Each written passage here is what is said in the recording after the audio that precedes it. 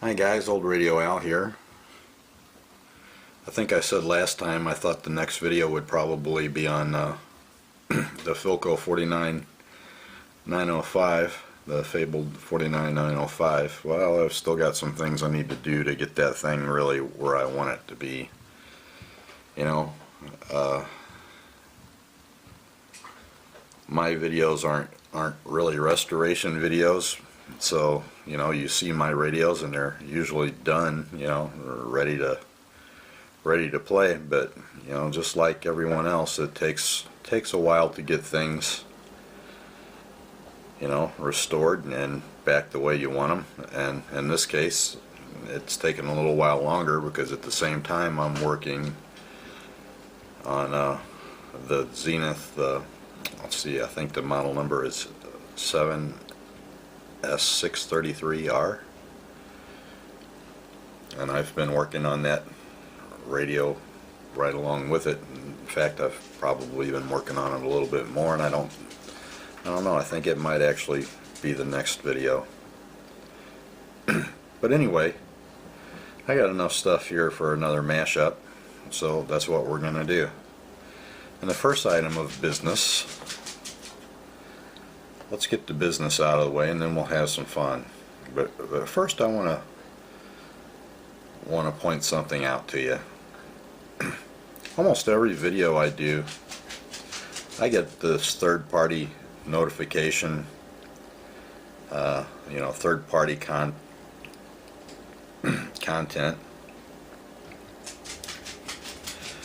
because of the music that's in the video. First off, that's not a strike. You know, it's simply a notification that other parties administer the rights to that music and they can monetize it or add advertisements to your video.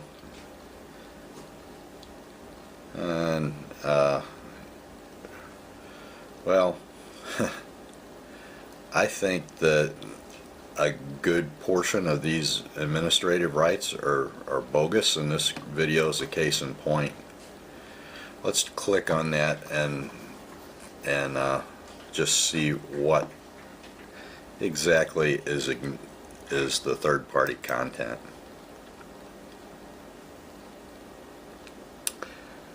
Your video may include music that is owned by a third party. To hear the matched music, please play the video on the right. There you go. Oh, I love this radio. And the video will play from the point that the matched content was identified. And blah blah blah blah blah. Okay, and here are the songs, you know, every song that I played. And here we go. Bing Crosby, When Irish Eyes Are Smiling. Sound recording administered by the famous UMG. Alright, well, let's get something straight here. When Irish Eyes Are Smiling was written in 1912. In the USA, songs written before 1923 are in the public domain. In other countries now, that's not a hard, fast rule. Like in Germany, for instance, a song doesn't enter the public domain until 70 years after the author's death, which is why a lot of my videos are blocked in Germany. However, in this case, UMG claimed rights to When Irish Eyes Are Smiling, and I call BS on that.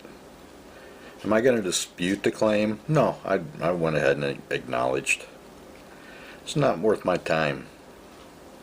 But the point is, I don't sweat this stuff either. You know, we got these guys that are trying to, you know, make a penny and a nickel off of stuff that they really don't have any right to. And in this case, here's one that they don't have right to. 1912 is clearly before 1923. Now there are legal ways that various companies can get the rights to things that are in the public domain, movies and songs and so on, but 9 times out of 10, it's BS. So that's why I don't sweat this. I don't sweat it. I still am going to put the music in. If YouTube wants to get really horse crap about the stuff, they can take me off. I don't care. I don't get paid. I do this for fun. To this point of the, I think it's about 130 videos now, I've had one video that they blanked out the audio on it. Remove the audio. You can still view the video, but they removed the audio. So I went ahead and I deleted that one, and I'll make another video on that console soon. Just be aware, guys, that more than not, these copyright scares that you hear from guys on YouTube, only wanting to play 10 songs, 10 seconds of a song before the copyright guys get them. It's not justified. If you look, you'll find a great abundance of all types of music, music videos, whole episodes of TV, even whole movies right here on YouTube, and no one's getting banned over them. It's just my opinion. This is what I wanted to say. If you guys want to put a song in your video, I say go for it. I do it all the time. I get these things, and I occasionally get banned in some countries, and 9 times out of 10 I click on it and it's Germany. I'm sorry for the Germans, but I'm gonna keep playing these songs on these radios that deserve to have this kind of music played on them, and these artists that deserve to be heard. Alright, so with that, I think the next thing I'm going to do is I'm going to play some music. Be right back. Hi guys, I'm back. The last video, the last mishmash video I did, you saw this limited edition Glenn Miller set that I got for 20 bucks. What a bargain. It's 1445 records with 2 songs per side. A lot of music, and I've been listening the heck out of it. So I wanted to share a couple of them with you. So with that, on the my RCA 45 player, away we go.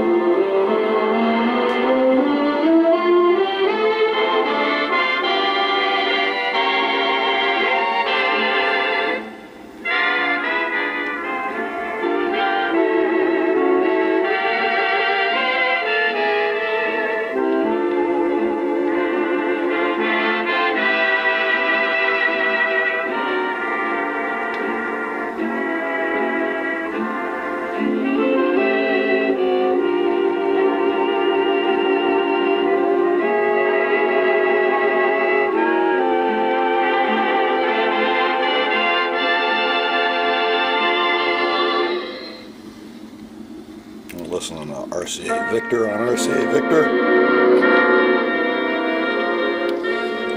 Okay guys, we'll come back and listen to another one, but first we're going to go on another road trip. I'm going to try to keep this video a little shorter than the last one, but this road trip segment's a little long, so I hope you'll enjoy what you see. Let's go see that, and we'll be back here, and we're going to listen to a song that's near and dear to my heart. Alright guys. Hi guys, we're at another antique mall today. This one's in St. Mary, Missouri. It's about 101 miles from my home according to Google. And it's in an old school building. It's a big building, as you can see. Usually find some radios here. I used to have a contact here who always had a lot of radios, but he doesn't have a booth here anymore. However, one of our subscribers, his name is Ansel B2000, does have a booth here. Frank.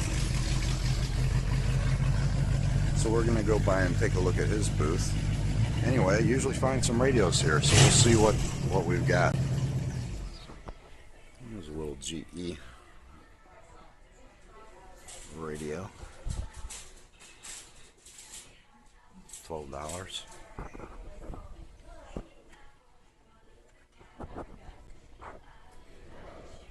A little Arvin transistor. Missing the knobs. Here we go, guys. 150 bucks. This is a Zenith.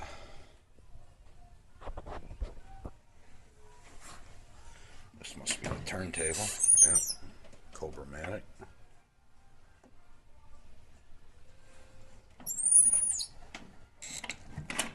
Probably the speakers. Yep. And a cabinet. Oh, that one.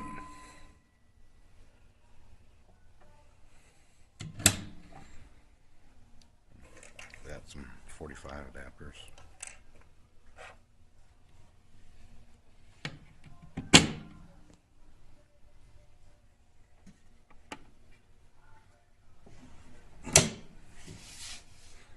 Not bad.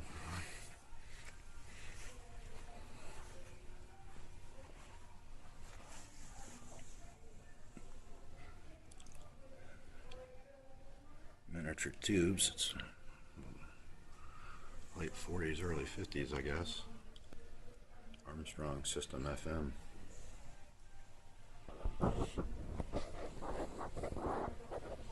Not bad. A little bit high for that, I think. Just to give you guys an idea how big this place is. Not that wide, but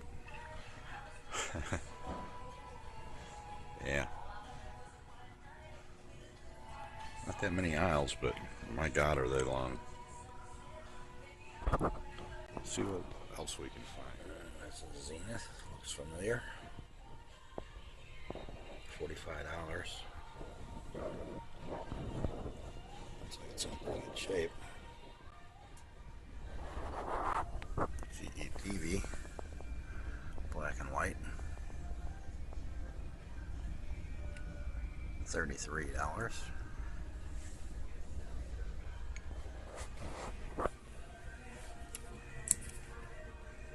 Rain radio.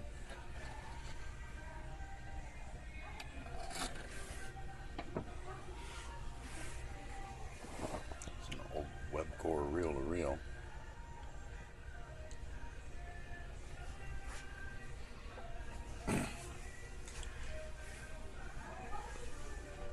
This fellow always has some radios. It's a giant Pez dispenser.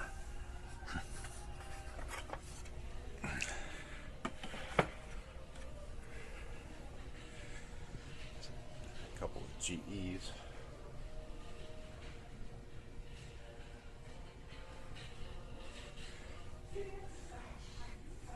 Couple of little transistors. transistors.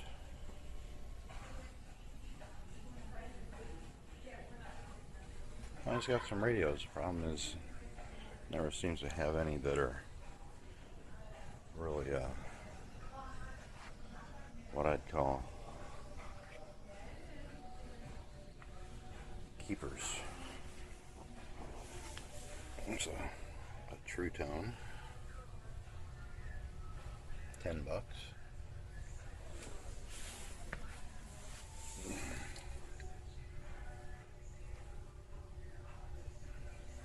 Little silver tone plastic.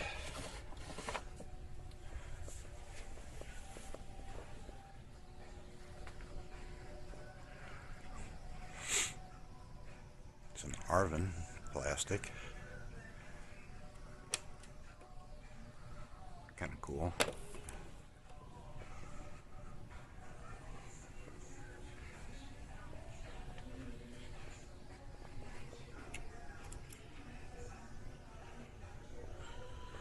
A little Philco.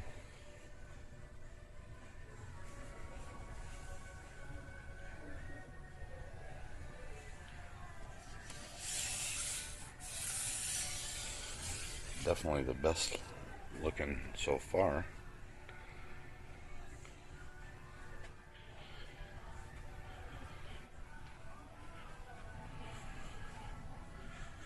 I have one of these, old GE, I think they're 1960. It's an Admiral.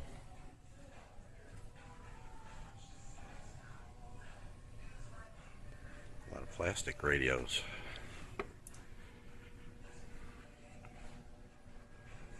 Westinghouse.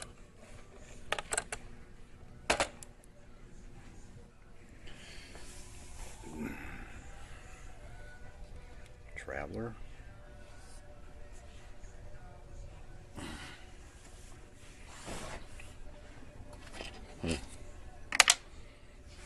Small tube tester.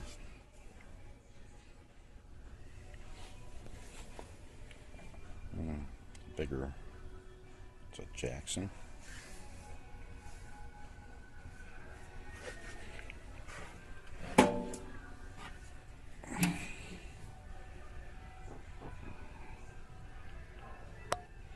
Precision voltmeter.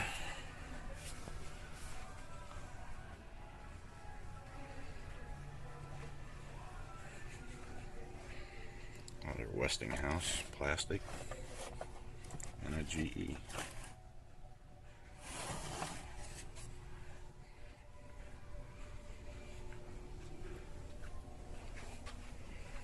And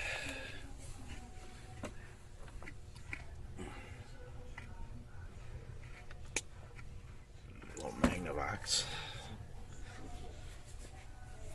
A lot of them, but nothing I want. Motorola.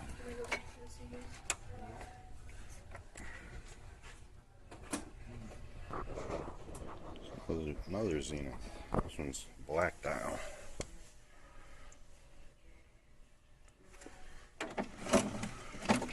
It's got a voice and music player in it.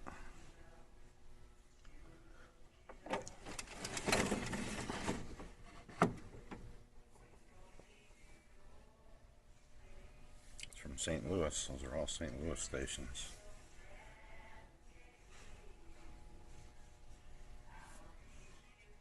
And they're period correct stations too, by the way.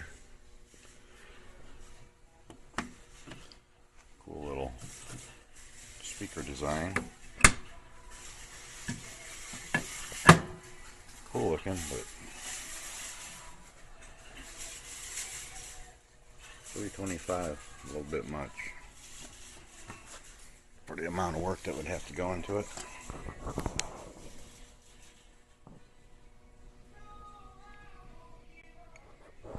The 60s Panasonic turntable, AM FM.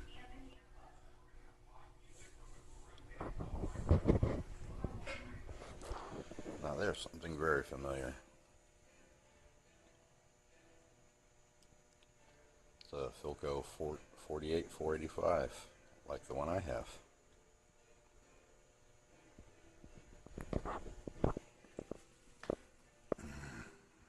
$150. That's roughly twice what I paid for mine. If you, it would be cool to have two of those, have them side by side, stereo, Philco. What's really unusual is that is one of the least selling Philco consoles of all time. They only sold a little over 6,000 of those.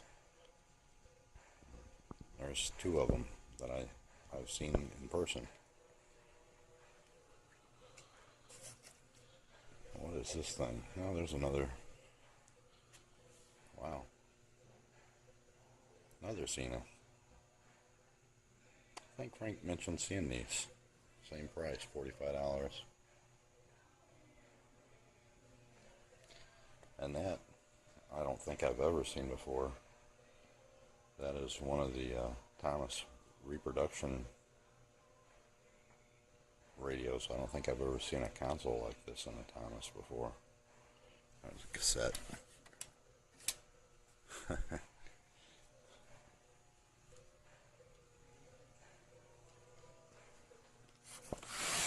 What is this?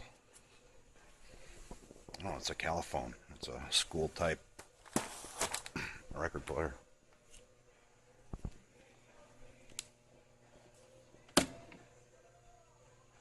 I've got one similar. Classroom. Looks like a later one.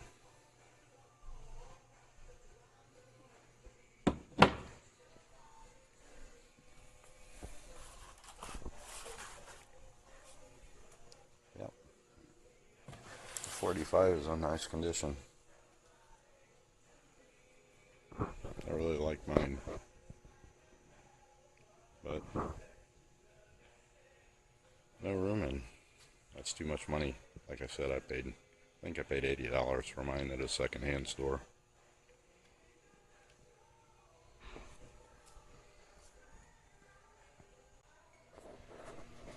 And the Howard products. Good stuff.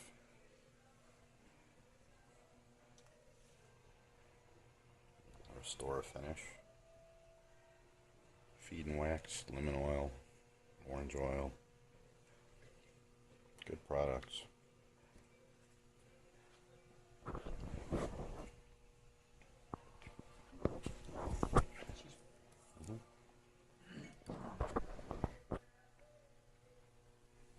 Something I don't ever think I've never seen before. It's a tackle box made of Catalan. And there's a Emerson Catalan. $100. That's someone who, of course it says Art Deco on it. There's someone who knows their eBay. Asking $100 for it.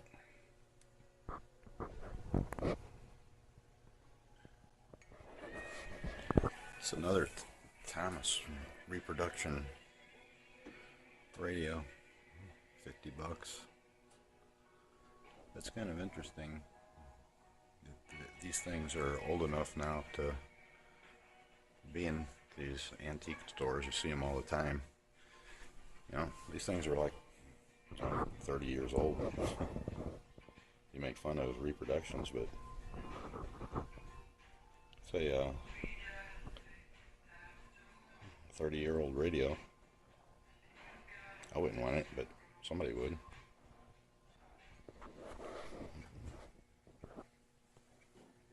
Kind of cool.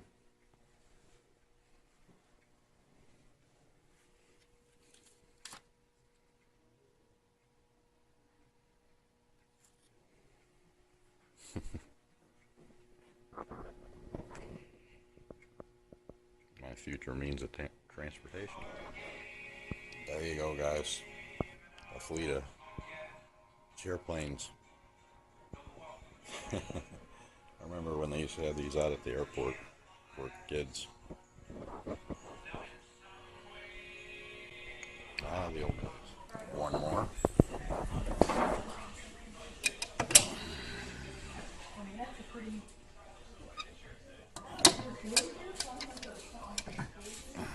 Another Cobramatic.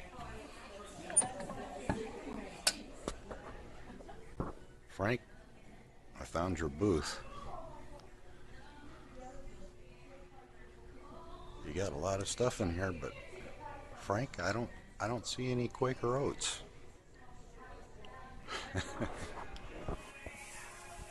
These things are interesting. These, I think they call them banker's lamps or something like that. And you see them at these places all the time, and the prices on them are all over the place. They want $27 for this one. I gave $5 for one at a thrift store. This is kind of interesting. I always look at them when I see them just to see the ridiculous pricing. They're nice lamps. Anyway, looks like that's about all of it, guys. But we saw a fair number of radios and things today.